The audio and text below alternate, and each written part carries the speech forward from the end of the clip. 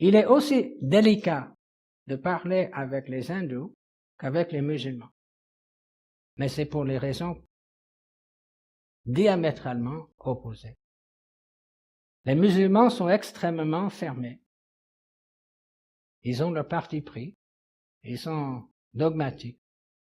Les hindous sont extrêmement tolérants et ouverts. C'est presque n'importe quoi. Je me souviens, j'étais à Genève. Donc c'est longtemps. Et il y a deux Hare Krishna qui arrivent chez moi. Bon, vous ne connaissez peut-être pas. Dole le connaît, se souvient des Hare Krishna. Et ils commencent à me parler. Et moi, j'étais très frustré. Ils acceptaient tout ce que je disais. Parce que tout est vrai. Hein, c'était assez difficile de leur parler de façon significative. Les musulmans sont prisonniers d'un parti pris très ferme. Les hindous sont capables d'accepter presque tout. Pour eux, rien n'est faux. Aucune religion n'est fausse. Donc ça va. Si je suis disciple de non, ça va, très bien, très bien. Continue comme ça.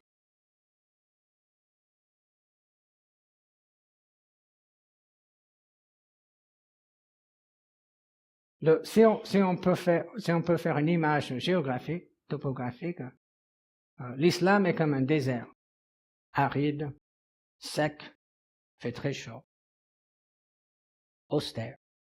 L'hindouisme est comme un marais géant qui engloutit tout, hein, absorbe tout ce qu'il voit. Ça, c'est la différence entre les deux. Le but et le sommet de l'hindouisme, c'est la moksha. Il y a un autre mot qui le désigne, mukti. C'est la libération de l'illusion de la finitude. C'est l'idée que je suis un moi, que je n'appartiens pas à la divinité. La phrase qui dit ça, c'est Tat Tvam Asi, ça veut dire tu es cela, tu es le Brahman. Mais c'est difficile pour nous, hein. On va avoir du mal peut-être à saisir cette notion. Parce que nous sommes très individualistes dans l'Occident et nous croyons en Dieu personnel. Mais ce n'est pas ce que l'hindou est en train de dire. Pour nous, ça ressemble au plus grand blasphème possible. Je suis Dieu. Attention, l'hindou ne dit pas moi, Max Donner, je suis Dieu le Père. C'est pas ce qu'il est en train de dire. Il est en train de dire l'essence de mon identité, c'est la même que l'essence du grand tout. Il n'y a pas d'âme individuelle, appelée Max Donner, ça c'est une illusion. Et il n'y a pas un Dieu séparé de moi qui s'appelle Yahvé ou Zeus ou quelque chose. Ça c'est une illusion. En réalité, nous sommes un. Il y a une seule réalité, il n'existe qu'une seule chose, c'est Dieu. Tout appartient à Dieu.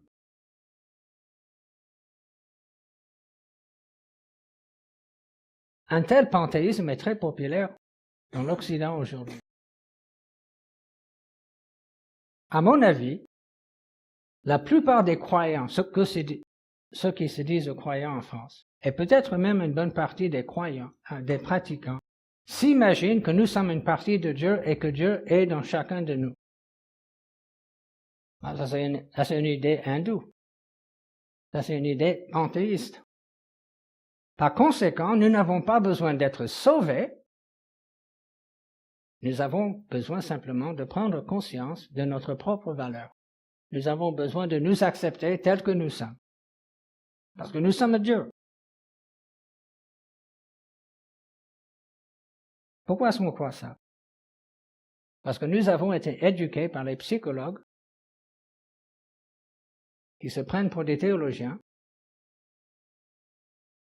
Et la psychologie moderne, essentiellement, un hindouisme non religieux. Essentiellement, le bouddhisme, parce que le bouddhisme est un hindouisme non religieux. Bon. Pour illustrer la différence entre le christianisme et le bouddhisme, je vais vous demander de faire une expérience mentale. Imaginez deux objets. Le premier objet, c'est un crucifix. Vous savez ce que c'est un crucifix? C'est une croix avec Jésus dessus. Hein? Qu'est-ce qu'on voit? On voit Jésus, ses yeux sont ouverts. Ses mains sont écartées, ses bras sont écartés. Son corps est déchiré. Un crucifix nous montre ce qui arrive quand le mal rencontre le bien. Maintenant, imaginez un gourou hindou. Ses bras et son corps forment un tout uni et autonome. Il n'a pas les yeux ouverts, il a les yeux fermés, parce qu'il est en train de se regarder lui-même. Il est en train de regarder à l'intérieur de lui-même. Il n'est pas déchiré. Il est un avec lui-même. Il est un avec la nature. Il est un avec tout. Il a dépassé le conflit entre le bien et le mal.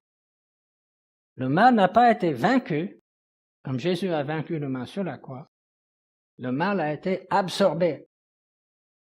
Hein, l'hindouisme, c'est un marais qui absorbe tout ce qu'il rencontre.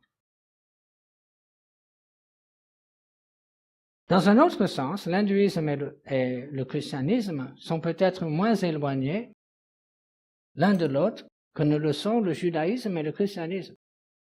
Pourquoi celui-là? Il n'y a pas de frontière commune entre le christianisme et l'hindouisme. C'est vraiment deux mondes différents. Les hindous n'ont pas rejeté le Christ, comme le judaïsme et l'islam, connaissent pas le Christ, n'ont pas rejeté. Et ça, c'est peut-être une porte ouverte pour nous.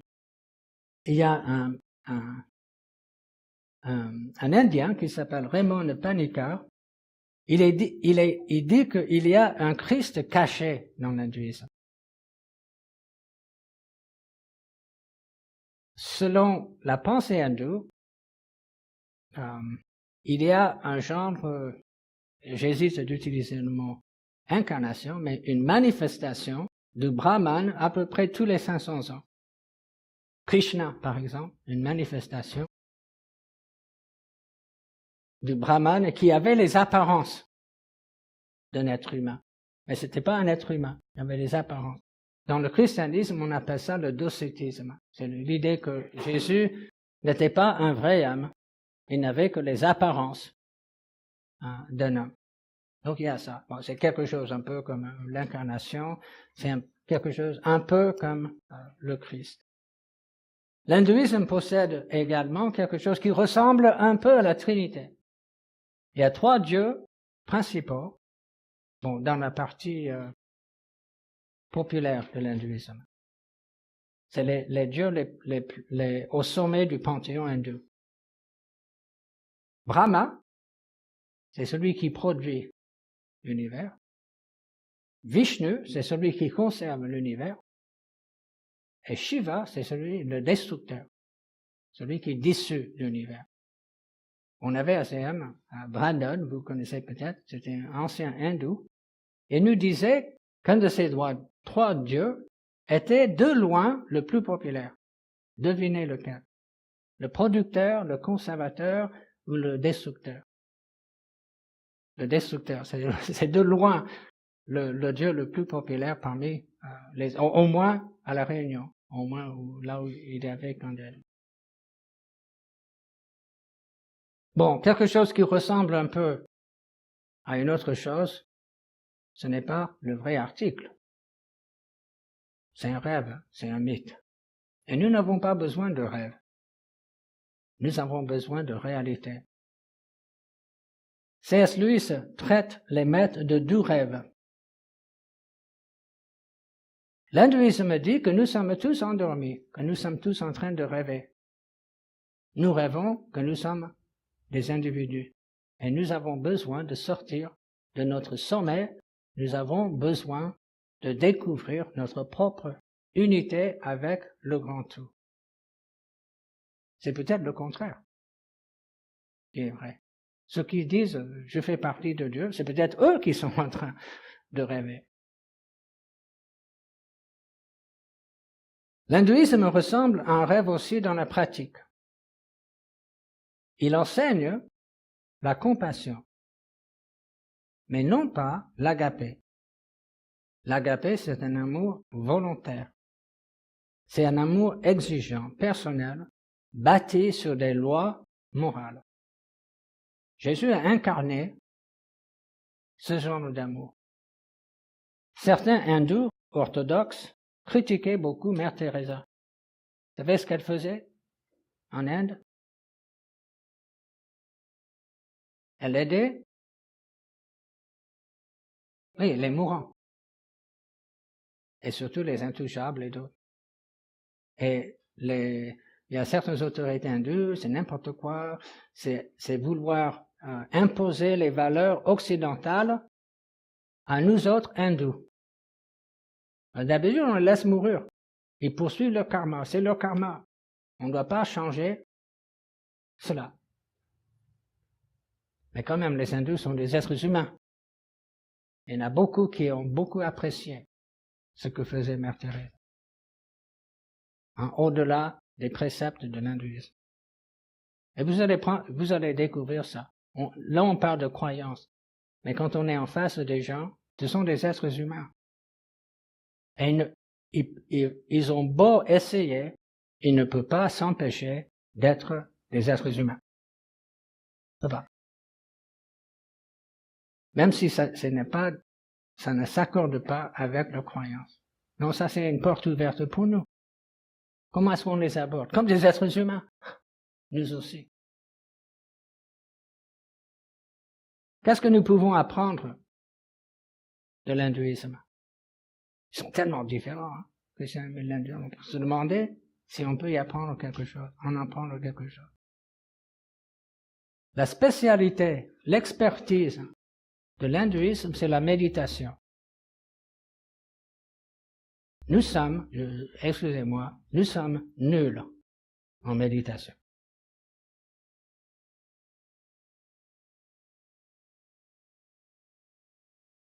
Donc nous devons peut-être apprendre des hindous comment mieux méditer. On prend le temps de réfléchir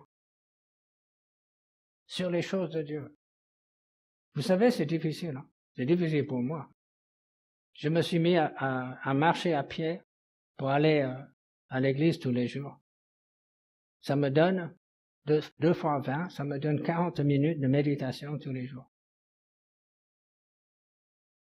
Mais il fallait que je fasse ça, hein, parce qu'autrement je n'avais pas le temps, je prenais pas le temps.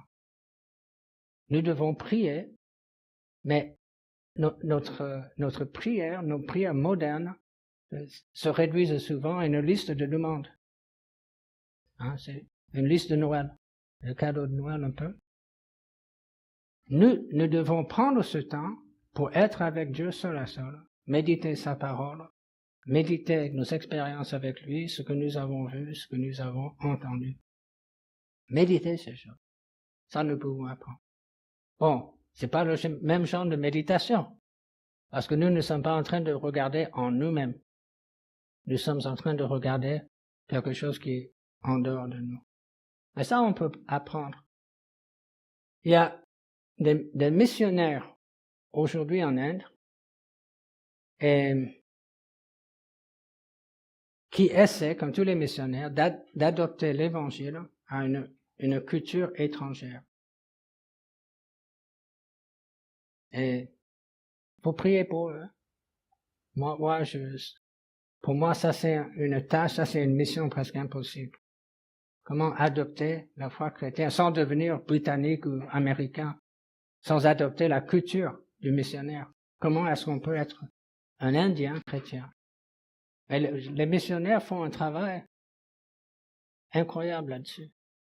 Et on va les soutenir par nos prières. Bon, le temps est fini là.